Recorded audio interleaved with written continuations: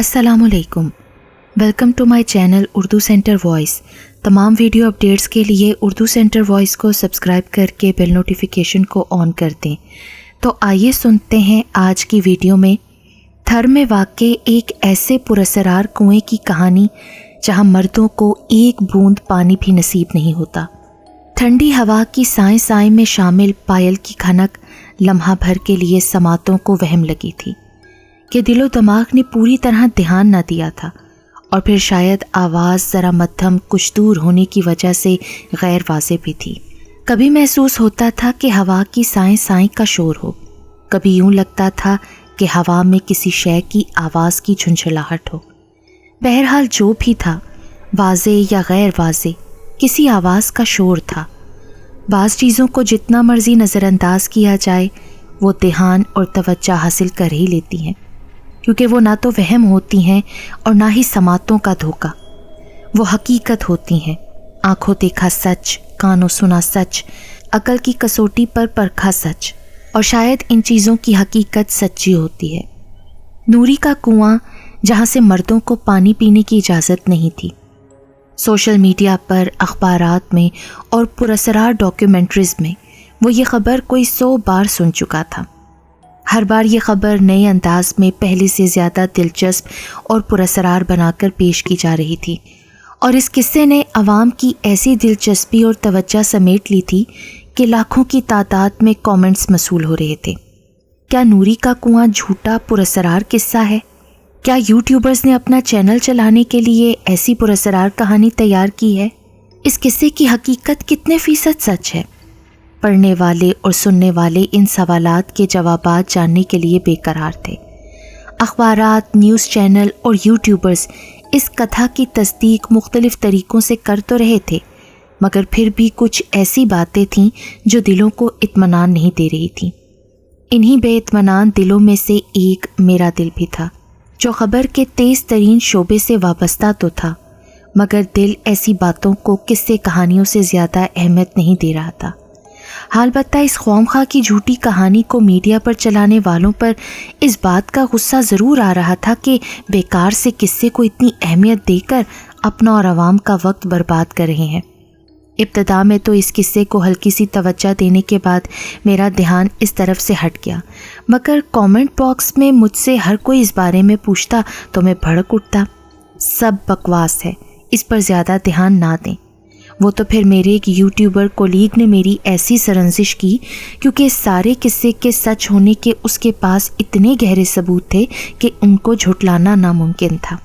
میں جو اس قصے کو من گھڑت جھوٹ، دیومالائی بکواس قرار دے رہا تھا، اس سب کو آنکھوں سے دیکھنے، کانوں سے سننے، عقل کی کسوٹی پر پرکھنے کے لیے میں وہاں جا پہنچا جہاں نوری کا کنواں تھا۔ تھر کا وہ حصہ قدرے کم آبادی پر مشتمل تھا۔ آبادی کی کمی کی بنیادی وجہ خشک سالی اور قحط جیسے ہی مسائل تھے، جن سے پورا تھر ہی تقریباً آزمائش میں مبتلا رہتا ہے۔ کچھ علاقے تو تھر کے خشک سالی کی وجہ سے بالکل ویران اور خالی ہو گئے تھے۔ اگر اس علاقے میں ابھی کافی تعداد میں لوگ موجود تھے تو صرف اس کنویں کی وجہ سے جو نوری کا کنواں مشہور تھا، اور پورے علاقے میں پانی کے حصول کا واحد ذریعہ تھا۔ لوگ دور دور کے علاقوں سے یہاں پانی لینے آتے تھے، لیکن صرف عورتیں، مردوں کو پانی لینے کی اجازت نہیں۔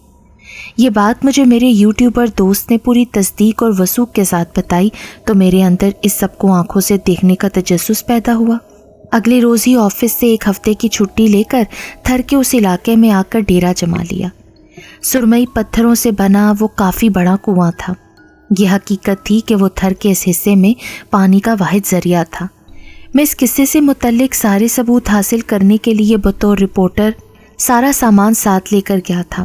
میرے ساتھ میری ٹیم کے 4 کولیگ بھی تھے، ان کو بھی تجسس اور سسپینس میرے ساتھ اس خشک ریگستان میں کھینچ لایا تھا۔ ابتدائی معلومات جو ہمیں اس کنویں کے متعلق ارد گرد کی آبادی سے ملی وہ یہ تھیں کہ کنویں کا پانی کبھی خشک نہیں ہوتا، سوائے اس وقت جب کنویں سے کوئی مرد پانی پینے کی کوشش کرے۔ مطلب کہ سخت سے سخت پیاس میں بھی مردوں کو پانی لینے کی اجازت نہیں تھی، بس صرف عورتوں کو پانی لینے کی اجازت تھی۔ اگر کوئی مرد ڈھٹائی پر اترتے ہوئے زبردستی اس کنویں سے پانی لینے کی کوشش کرتا تو اسی وقت پانی اپنی سطح سے اتنا نیچے ہو جاتا کہ بہت تگ و دو کے بعد بھی مرد پانی تک نہ پہنچ پاتے۔ دوسری دلچسپ بات کنویں سے متعلق سننے کو ملی وہ یہ تھی کہ یہ سزا جو کہ صرف مردوں کے لیے تھی، صرف اس علاقے کے مردوں کے لیے نہیں تھی، بلکہ یہ سزا تو دنیا کے ہر مرد کے لیے تھی، چاہے وہ اس ریگستان میں پیاس سے مر جائے لیکن اسے نوری کے کنویں سے پانی کا ایک قطرہ بھی نصیب نہ ہوتا تھا۔ دن بھر جو بھی معلومات نوری کے کنویں سے متعلق حاصل ہوتی اسے رات کو اپنے خیمے میں بیٹھ کر سکون اور تنہائی میں اپنی ڈائری میں لکھ لیا کرتا تھا۔ اس ریگستان میں رہنے کے لیے ہم نے خیمے لگا کر عارضی انتظام کیا تھا۔ ویسے ارد گرد کے 2-4 گھروں کے علاوہ اس علاقے کے رئیس فرید بخش نے بھی ہمیں کھلے دل سے اپنی شاندار حویلی میں قیام کی دعوت دی، مگر ہم نے انکار محض اس وجہ سے کیا کہ میں نوری کے کنویں سے جڑی ہر بات کو اپنی آنکھوں سے دیکھ کر تصدیق کرنا چاہتا تھا، ہر غیر معمولی حرکت کو کیمرے اور ویڈیو کی آنکھ سے محفوظ کرتے ہوئے اس سارے قصے کی اصل حقیقت تک پہنچنا چاہتا تھا۔ نوری کے کنویں کے متعلق یہ بھی سنا تھا کہ اکثر 14ویں راتوں میں نوری کی روح کو اکثر لوگوں نے اپنی آنکھوں سے دیکھا تھا۔ نوری کی آہوں اور سسکیوں کی بھی آوازیں ہم نے کئی بار سنی ہیں، یہ بھی لوگوں کا کہنا تھا۔ اس سب کے علاوہ جو سب سے زیادہ عجیب بات سننے کو ملی تھی وہ یہ تھی کہ نوری کی پائل کی جھنکار آج پورے 6 سال گزر جانے کے بعد بھی چاندنی راتوں میں سنائی دیتی ہے، اور یہ اس بات کی علامت ہے کہ نوری کی روح کنویں کے آس پاس ہی بھٹک رہی ہے، اور جب تک پائل کی آواز سنائی دیتی رہتی ہے اس علاقے کا مرد خوف سے باہر نہیں نکلتا۔ علاقہ مکینوں کے مطابق نوری کی روح اپنے قاتل سے انتقام لینے کے لیے بھٹک رہی ہے۔ اس کا قاتل مرد تھا۔ میرے لیے یہ ایک نیا انکشاف تھا کہ نوری کو قتل کیا گیا تھا۔ رات ٹھنڈی تھی، اپنے خیمے میں لحاف اوڑھے بیٹھا میں اس قصہ عجیب سے متعلق جو معلومات اب تک حاصل ہوئی تھیں انہیں اپنی ڈائری میں محفوظ کر رہا تھا۔ یہ معلومات محفوظ کرتے ہوئے دل بہت الجھن محسوس کر رہا تھا۔ اس الجھن کی وجہ علاقے کے لوگوں کی 2 آراء تھیں۔ ایک کے مطابق یہ سب جھوٹ پر مبنی قصہ تھا اور دوسروں کے مطابق یہ سب حقیقت ہے۔ اکثریت نے نوری کی روح کو چاندنی راتوں میں بھٹکتے ہوئے اپنی آنکھوں سے دیکھا تھا۔ سائیں، یہ سب بکواس اور قصے کہانیاں ہیں۔ علاقے کے رئیس فرید بخش نے اس سارے قصے کو جھوٹ اور بکواس کہا تھا اور ہمارے آنے کو ہی بے مقصد قرار دیا تھا۔ میں اسی الجھن میں گرفتار نہایت بے دلی سے ڈائری لکھ رہا تھا کہ میری سماعتیں اور دل و دماغ کسی آواز کی طرف متوجہ ہوئے تھے، اور وہ آواز تھی پائل کی جھنکار۔ اس خاموشی اور سناٹے میں وہ آواز بہت وضاحت سے سنائی دی تو بے اختیار میری نگاہیں سیاہ آسمان پر روشن چاند کی طرف اٹھ گئیں جو میرے خیمے کے عین سامنے بڑی وضاحت کے ساتھ دکھائی دے رہا تھا۔ اتفاق سے وہ 14ویں کی راتیں تھیں۔ قلم کو ڈائری کی ایک سائڈ پر رکھتے میں سرد سے اپنے لحاف سے نکلا اور بیگ سے اپنا کیمرہ نکال لیا۔ پائل کی جھنکار پہلے سے زیادہ واضح اور قریب سے سنائی دینے لگی۔ ایک خیال تو میرے دل میں یہ بھی اس وقت آیا کہ میں اپنے کسی ساتھی کو جگا دوں، مگر یہ سوچ کر کہ کہیں ان کو جگانے میں وقت نہ ضائع ہو جائے میں فوراً خیمے سے باہر نکل آیا۔ باہر مکمل اندھیرے کا راج تھا، فضا مکمل خاموش تھی۔ اس اندھیرے میں سوائے چاند کی روشنی کے کوئی دوسری چیز روشنی کا ذریعہ نہیں تھی۔ پائل کی جھنکار تسلسل کے ساتھ سماعتوں میں اتر رہی تھی، لیکن پائل والی ابھی تک آنکھوں کے سامنے نہ آئی تھی۔ تجسس کے مارے دل کی یہ حالت تھی کہ میں اندھیرے میں تنہا کیمرہ پکڑے کبھی ایک سمت تو کبھی دوسری سمت اس اندیکھے وجود کی تلاش میں تھا جو خود تو نظروں سے اوجھل تھا مگر پائل کی جھنکار مسلسل سنائی دے رہی تھی جو اس چاندنی رات میں اس کی موجودگی کی گواہی دے رہی تھی۔ دل تجسس کے مارے بے چین اس انتہا کا ہو رہا تھا کہ بس نوری کی روح اگر حقیقت ہے سچ مچ تو وہ آنکھوں کے سامنے آ جائے اور میں اس کی ڈھیر ساری تصاویر کیمرے میں محفوظ کر کے اس سارے قصے کو نئے انداز سے سوشل میڈیا پر لا سکوں۔ مگر یہ خیال ہی رہا تھا۔ پائل کی جھنکار جو کچھ دیر پہلے خنک فضا میں بہت وضاحت سے گونج رہی تھی، چند ہی لمحوں بعد وہ غائب ہو گئی۔ رات کے 2:30 بج چکے تھے۔ میری آنکھیں نوری کی تلاش میں ناکام رہیں تو دل کو واقعی اس علاقے میں اپنا قیام بے مقصد اور فضول لگنے لگا تھا۔ شاید وہ آوازیں اونٹوں کے گلے میں بندھی گھنٹیوں کی آواز ہو جو سناٹے اور ویرانے کی وجہ سے پائل کی جھنکار کے مشابہ لگی تھی۔ یہ آخری الفاظ تقریباً 4 بجے کے قریب لکھ کر میں نے اپنی ڈائری بے دلی کے ساتھ بند کر دی۔ اگلی رات بھی بے حد خاموشی سی تھی۔ جب رات ٹھیک 12 بجے میرے کانوں میں پائل کی جھنکار پڑی وضاحت کے ساتھ اتری تو میں ایک پل کے دیر لگائے بغیر اپنے خیمے سے باہر نکل آیا۔ کل کی طرح آج کی شب بھی سناٹا اور اندھیرا ایک دوسرے سے لپٹے نظر آئے۔ اس کے علاوہ باہر کوئی زیرو نہیں تھا۔ البتہ اس رات پائل کی جھنکار کی آواز بے حد واضح تھی۔ وہ آواز حقیقت میں پائل کی جھنکار کی آواز تھی، اونٹوں کے گلے میں بندھی گھنٹیوں کی آواز نہیں۔ اس کی تصدیق میرے آڈیو ریکارڈر نے کر تو دی، لیکن کیمرے کی آنکھ نہ کچھ دیکھ پائی نہ ہی محفوظ کر پائی۔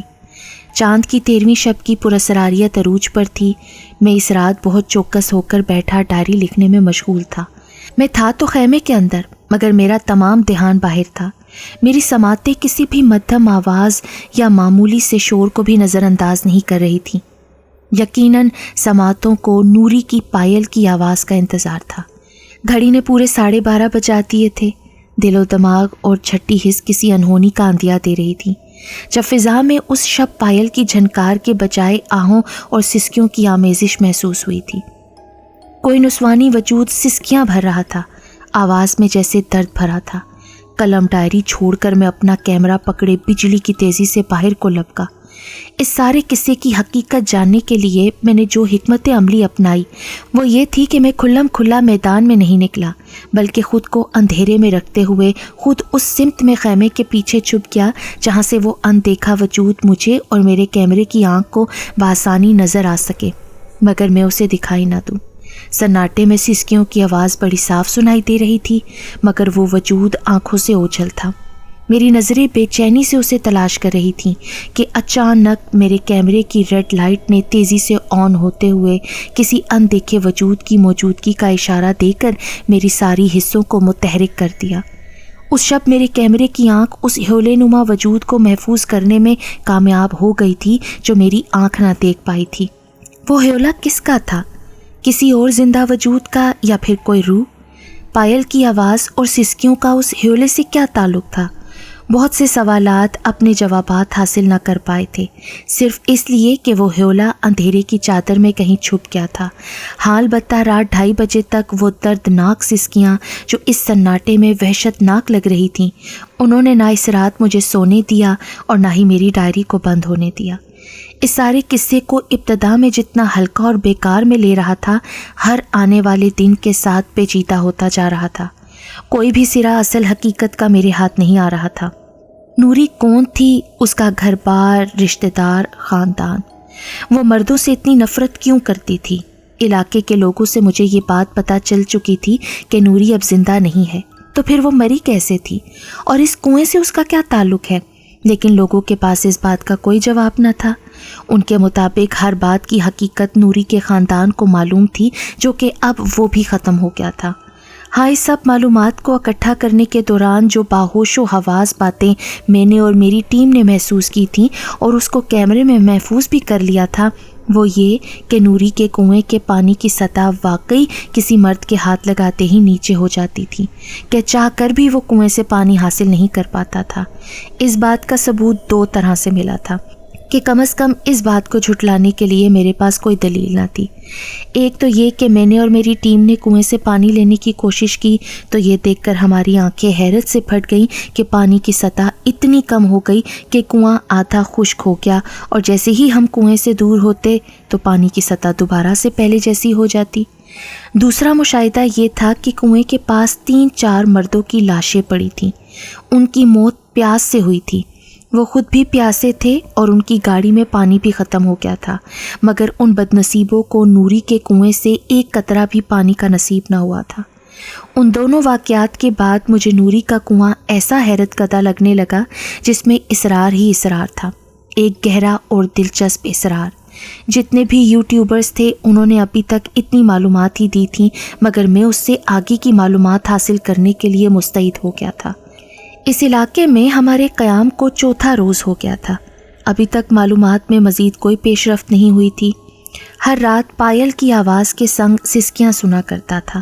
کوئی اندھیری رات میں بہت کرب سے روتا تھا اور رونے کا یہ سلسلہ پورے 2-2.5 گھنٹے تک رہتا۔ رونے والی آواز نسوانی تھی۔ اس رات بھی آواز بہت شدت سے آئی تو میں تیزی سے خیمے سے باہر نکل آیا۔ میرے قدموں کا رخ نوری کے کنویں کی طرف تھا۔ جوں جوں میں اندھیرے میں کنویں کی طرف بڑھ رہا تھا، سسکیوں کی آواز تیز سے تیز تر ہوتی جا رہی تھی۔ کنویں کے ارد گرد مکمل سناٹا تھا، لیکن سسکیوں کی آواز اس سناٹے کو چیرتی ہوئی محسوس ہو رہی تھی۔ چاند کی سفید روشنی میں کنویں کے ارد گرد کا ماحول بے حد پراسرار لگ رہا تھا۔ کنواں کافی بڑا تھا۔ ایک پل کے لیے میرے دل کو یوں محسوس ہوا جیسے آواز کنویں کے اندر سے آ رہی ہو۔ اس کی تصدیق کے لیے میں کنویں کے ساتھ بالکل زمین کے ساتھ لگی دوسری تیسری سیڑھی پر قدم رکھ کر اندر جھانکنے لگا تھا کہ کنویں کی مشرقی سمت کوئی زمین پر بیٹھا وجود مجھے اپنی طرف متوجہ کر گیا۔ کون ہو تم؟ یہاں اتنی رات کو اکیلی کیوں بیٹھی رو رہی ہو؟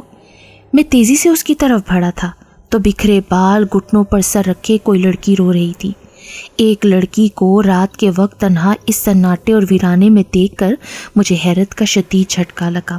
جواب دو، مگر مجھے کسی بات کا جواب ملنا تو دور کی بات، اس لڑکی نے تو میری طرف سر اٹھا کر بھی نہ دیکھا کہ جیسے اس نے میری آواز ہی نہیں سنی، وہ بس روئی چلی جا رہی تھی۔ دیکھو، ایک لڑکی کا یوں رات میں تنہا، یہ کہتے ہی نہ جانے کس دھیان میں نے اس کے کندھے کو چھو کر اپنی طرف متوجہ کرنا چاہا کہ اگلے لمحے ہی کچھ ایسا ہوا جس نے میرے رونگٹے کھڑے کر دیے۔ اس کا وجود کسی برف کی طرح سرد تھا۔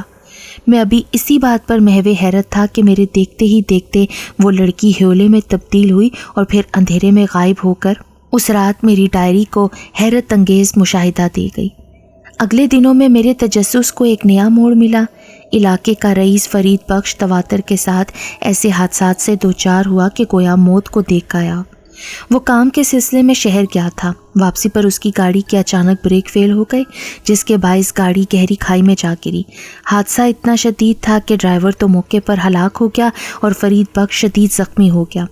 دوسرا حادثہ جو کہ انفرادی نوعیت کا تھا، دوران نیند فرید بخش کے کمرے کا جنریٹر خراب ہو جانے کی وجہ سے دھواں بھر گیا۔ ممکن تھا کہ اس کی موت دم گھٹنے سے ہو جاتی اگر بروقت ملازمین کو خبر نہ ہوتی۔ ایک اور جان لیوا نوعیت کا حادثہ رونما ہوا تھا۔ فرید بخش کو کرنٹ لگا لیکن جان بچ گئی۔ اس تجسس کا خاتمہ بعد میں جا کر ہوا جب مجھے یہ پتہ چلا کہ نوری کی روح کا یہ اپنے قاتل سے انتقام تھا جو وہ مختلف طریقوں سے لے رہی تھی۔ سائیں، اگر اس علاقے میں کسی کام کے لیے آئے ہو تو کوئی بامقصد کام کرو نا۔ میں اور میری ٹیم اخلاقاً فرید بخش کی عیادت کے لیے اس کی حویلی میں گئے تھے، اور اس عیادت کی ایک وجہ یہ بھی تھی کہ جب اس کے علم میں یہ بات آئی تھی کہ ہم اخباری نمائندے اور رپورٹر ہیں تو اس نے نہ صرف ہمیں اپنی حویلی میں قیام کی دعوت فراخ دلی سے دی بلکہ 2 سے 4 بار بہت اہتمام سے مہمان نوازی بھی کی تھی۔ کیا مطلب؟ میں ایک دم سے فرید بخش کی بات کا مطلب یا مقصد نہ سمجھ پایا تھا۔ مطلب یہ کہ کوئی 2-4 کنویں کھدواؤ، بابا قحط پڑا ہے، لوگوں کے لیے راشن کا بندوبست کرو، لوگ بھوک سے مر رہے ہیں۔ ایک کے بعد ایک حادثوں کی تکلیف نے فرید بخش کو کافی بدمزاج اور چڑچڑا سا بنا دیا تھا۔ تم ہو کہ اس بد چلن بد کردار نوری کے بارے میں معلومات اکٹھی کرنے پر لگے ہو۔ کتنی نفرت تھی فرید بخش کے لہجے اور الفاظ میں نوری کے لیے، اور یہ نفرت بتا گئی تھی کہ نوری کا کردار حقیقی ہے، فرضی نہیں ہے۔ بد چلن بد کردار، جو سوال میں کرنا چاہتا تھا وہ میرے ساتھیوں نے بےتابی کے ساتھ کر دیا تھا۔ ان کے پوچھنے پر فرید بخش نے نوری کے خلاف ایسا زہر اگلا تھا کہ جس سے یہ اندازہ ہو گیا تھا کہ جتنا فرید بخش نوری کے کردار سے واقف تھا کوئی اور علاقے کا فرد نہ جانتا تھا۔ فرید بخش کے مطابق نوری بد کردار لڑکی تھی جو اپنے حسن سے غیر مردوں کو لبھاتی تھی اور حرام کاری میں پڑ گئی تھی۔ مر گئی بدذات منہ کالا کر کے۔ فرید بخش کی نوری سے نفرت انتہا کو چھو رہی تھی۔ کیسے مری تھی وہ؟ ابھی تک مجھے اس بات کا جواب کسی سے بھی نہ مل پایا تھا۔ بغیرت نے کنویں میں کود کر جان دے دی تھی، یہ نکتہ اہم تھا، جبکہ وہ نوری کا قریبی رشتہ دار بھی نہ تھا۔ میری ڈائری کو اس قصے سے متعلق ایک نیا نکتہ ملا تھا۔ اب مجھے نوری کا کنویں سے تعلق بہت حد تک سمجھ آ گیا تھا۔ اب بس یہ رہ گیا تھا کہ اندھیری راتوں میں کنویں کے پاس روتی بین ڈالتی لڑکی کون تھی۔ جو ہیولا بن کر میرے دیکھتے ہی دیکھتے آنکھوں کے سامنے غائب ہو کر بتا گئی تھی کہ وہ انسان نہیں ہے۔ ابھی بھی بہت سی حقیقتوں تک پہنچنا باقی تھا۔ میرے پاس 2-4 روز رہ گئے تھے۔